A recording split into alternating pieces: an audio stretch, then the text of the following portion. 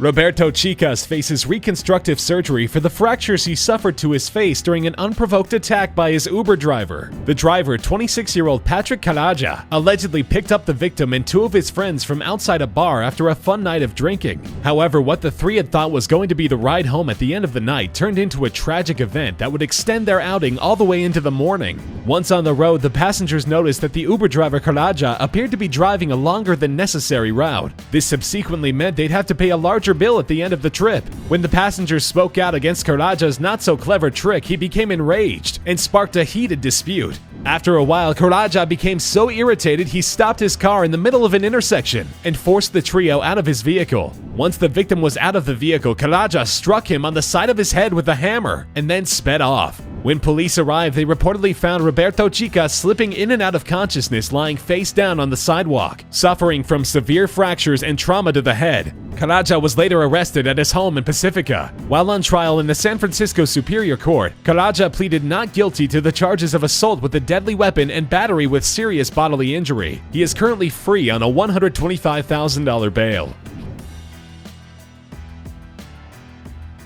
At about 1:15 p.m. Monday, Ryan Simonetti, CEO of New York-based company Convene, had finished up a series of successful meetings near the Verizon Center and were planning to take an Uber car to their company's new offices to celebrate their eventful day. As they approached their Uber car, they spotted a DC taxi inspector interrogating the driver. After the driver appeared to pass the inspector's standards, Simonetti got into the front seat, and his colleagues got into the back seat, and the inspector walked back to his vehicle. While on the drive, Simonetti noticed that their ride was being tailed by the taxi inspector himself. When questioned, the Uber driver reassured the group by saying, "Oh no, he's not a real cop," followed up by adding, "I'm sorry, we're gonna have to run this red light." The Uber driver then sped into a street tunnel, jumped a few lanes, and proceeded to race down the highway. But his trickery was not enough to shake the persistent inspector, who turned his emergency lights on and continued chase. Ryan Simonetti and his colleagues were yelling at the driver throughout, asking him to just slow down enough so that they could jump out of the car. The driver, he said, narrowly missed hitting other cars multiple times, but insisted that if he stopped, he would get a $2,000 fine.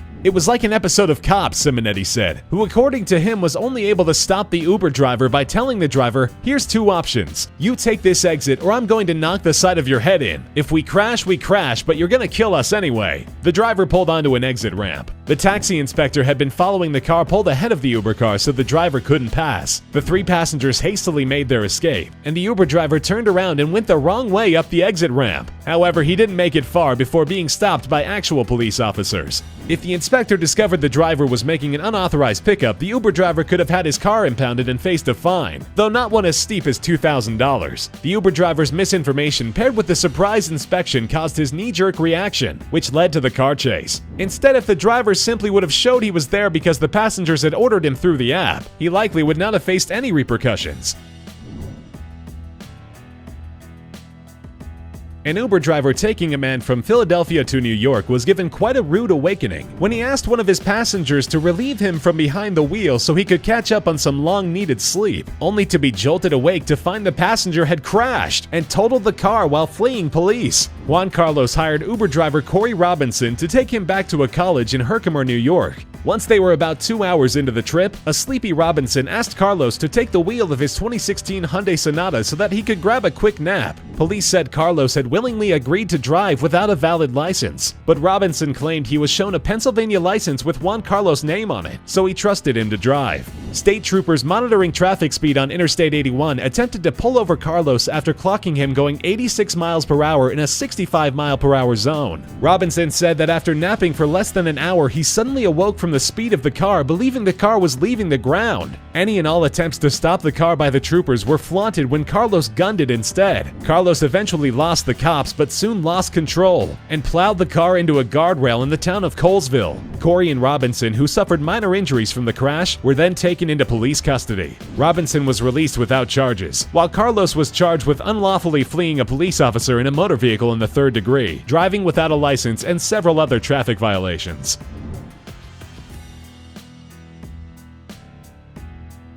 After a late-night outing, one woman was given the fright of her life when her Uber ride turned out to be more of an Uber kidnapping attempt. The woman's ordeal began when she ordered an Uber after a night out. She got in the front seat of what was thought to be the Uber she had requested. Nothing seemed out of place, she claimed. She was greeted nicely as usual by the driver, who then proceeded to navigate toward her home.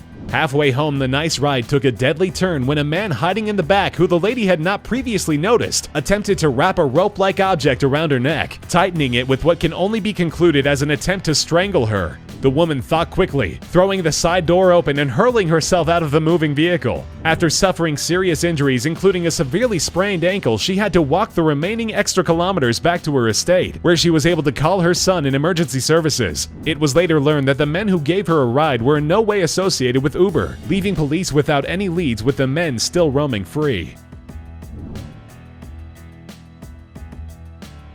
Using Uber's ride-sharing option, Struther says she flew into Hartsfield-Jackson Atlanta International Airport from New York Thursday night for the holiday weekend and used Uber's ride-sharing option. Using Uber's ride-sharing option, two strangers at the Hartsfield-Jackson Atlanta International Airport met to split an Uber ride. When the two passengers got into the car, they both noticed the Uber driver was aggressively talking to herself. The ride itself did not improve. The driver was angry and swerving erratically. When the driver arrived at Struther's destination, both her and the other passenger got out, reasoning to the driver that she didn't feel comfortable riding along anymore. According to Struther, the Uber driver took immense offense to this, started yelling, became violent, and even snatched one of their phones just to smash it on the ground. While in her fit of rage, the driver sped off, hitting both her and the other woman. Struther bounced off to the side, landing on her duffel bag while the other flew over the hood. A nearby witness in a shopping plaza who saw the incident said the driver hit them and kept driving, leaving them broken in the streets. The two women suffered fractured backs, necks, and multiple broken bones. Uber later issued a statement saying, "This incident was already brought to our attention through our two-way feedback loop that requires the rider to rate the driver and vice versa. Through that, we began an investigation and the driver was deactivated." Although for Talasha Struther, simply firing her wasn't enough. Struther said she won't be satisfied until the driver is behind bars.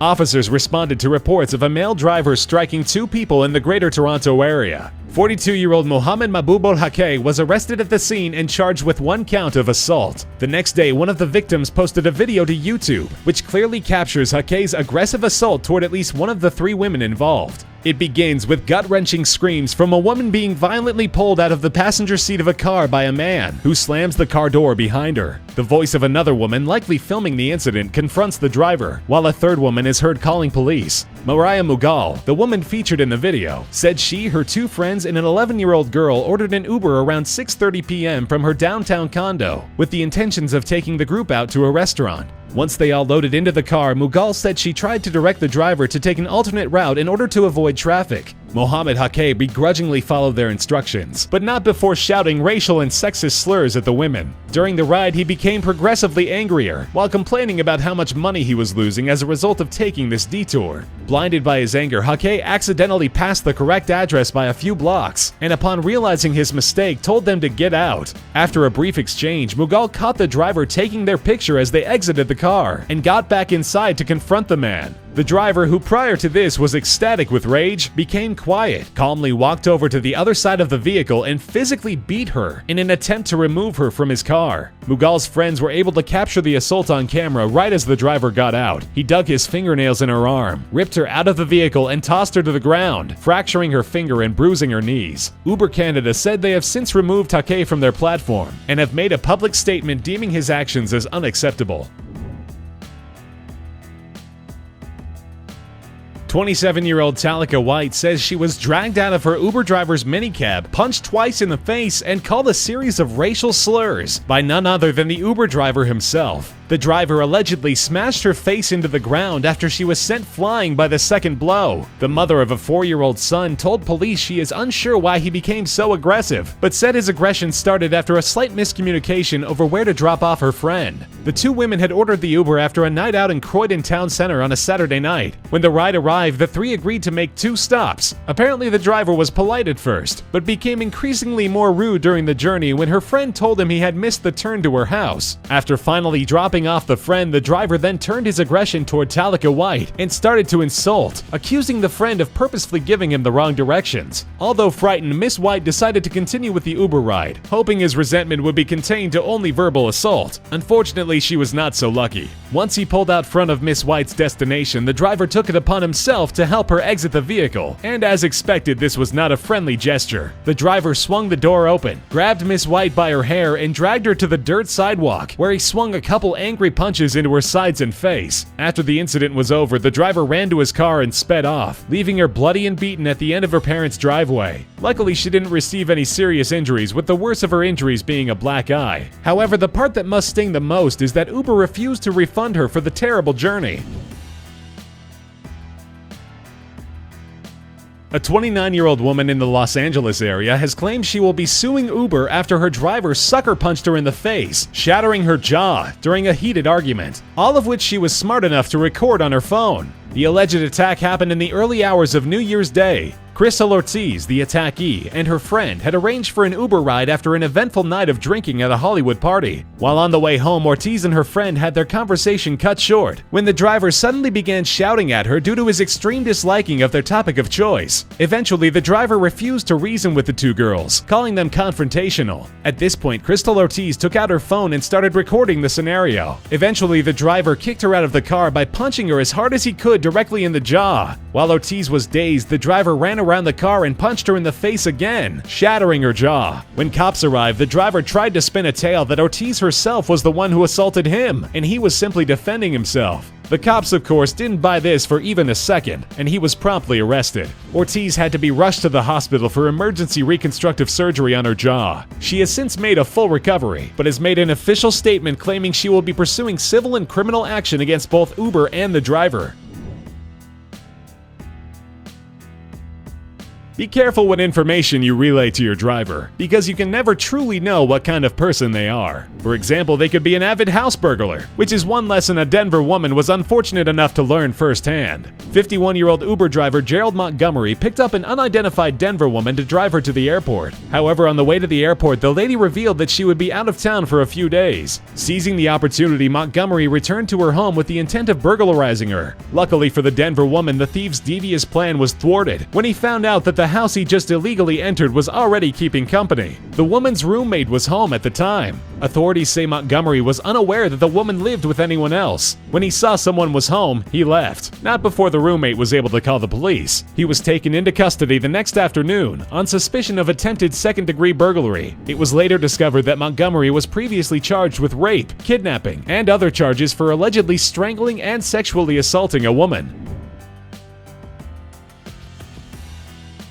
Patrick Aiello, a 39-year-old South Carolina 6th grade teacher who moonlights as a driver for Uber, faces charges of kidnapping and sexually assaulting a female passenger. Aiello picked up the 23-year-old alleged female victim and her male companion from a nightclub in Isle of Palms on a Sunday night. The two passengers' initial plan was for the two to be dropped off at the man's downtown home, where the lady would then walk herself home. But once dropped off, the woman realized she was far too intoxicated, decided she didn't want to walk home alone, and asked Aiello to drive her to her residence a few blocks away. Instead of driving her home, Aiello drove around until the woman noticed that they weren't in her neighborhood. Terrified, the passenger questioned if Aiello was lost, who simply responded by informing her she needed to pay him back for the ride in sexual favors. When she offered Aiello money and begged him to let her exit the car, he yelled at her and demanded sex. He then stopped the car alongside an apparently empty highway and moved into the back seat where he allegedly assaulted her. Afterward, he kicked her out of the vehicle and drove off, abandoning her. The woman, afraid, disoriented, and bruised, ran for help, but was accidentally struck by a car on the highway in the process. Later in the hospital, she told the staff that she'd been assaulted by an unknown man. The police investigation led straight back to Patrick Aiello, who was also later picked out of a lineup.